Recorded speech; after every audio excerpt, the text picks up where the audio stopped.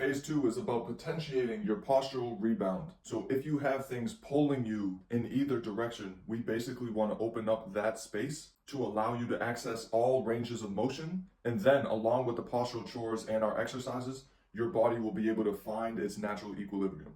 Now, because of the gravitational compression that we are experiencing on a daily basis while standing and seated, we have lost tension in the core that helps us counteract that gravitational compression, and with that, the extension of our spine. Now, obviously, if you take our spine, which is basically a spring, and you just compress that, you're going to get slip discs or problems with your vertebrae or other muscular imbalances. So you want to use these two things so that you can access the ranges of motion, and then the body will find its neutral position. Now, phase 1, preferably, we did it with a med ball, and we targeted bigger muscle groups. Now, in phase 2, we're going to want to use a lacrosse ball to hit more specific areas and target some of the synergist muscles that have tightened up because our body is not working the way it was designed to. Now, remember, subtle and slow is the way to go about this myofascial release. And I understand, because I do it all the time. When you find that spot, your body and mind is going to want to reject it.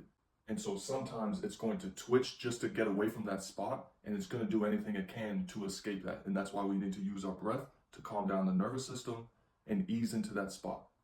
That also goes for when you find a spot and you're able to release it. Sometimes just moving literally a millimeter to the left, to the right, rotating your hips, finding better posture in that release is going to bring up a whole new feeling, and you're going to have to start that process over again. And that's what we're here to do.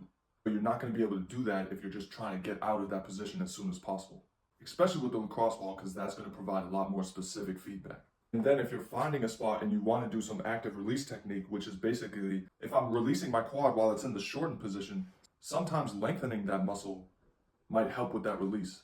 But the way that I want to do that is super slow as well. Because basically, if I move my leg quickly, my body's instinct is to skip the range of motion that I've been trying to avoid the whole time because of pain, because of dysfunction, because of fascial adhesions. So I'm going to want to do this ART very, very slow as I can.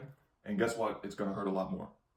But again, the more pain you go through in these exercises, especially on these muscle groups, the less pain you have to deal with in your regular life. So my suggested sequence for phase 2, you start with the TFL, which is going to be very tight because of excessive hip flexion in the seated position. And that is going to tighten up your IT band. This is one of the muscles that inhibits glute action, so this release is going to be very important in this process. Next, go to the 45-degree quads. We'll go over this in the videos. Then you got calves, upper abs, and pecs again. Now with the lacrosse ball, maybe finding new spots specific to those areas. Then we're going to add the lat dorsi, which will be chronically shortened and tightened because of our anterior pelvic tilt.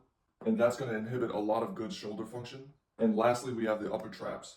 These are going to lift the shoulders, and chronically tightened upper traps is obviously going to inhibit shoulder movement, but it's also going to put a lot of pressure on our neck, and that's going to lead to a lot of headaches.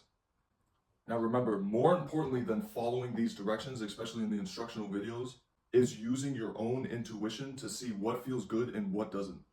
How can you spend this time to listen to your body and do the things on a daily basis that makes it feel good, and over time restores our natural posture and our natural ability to move?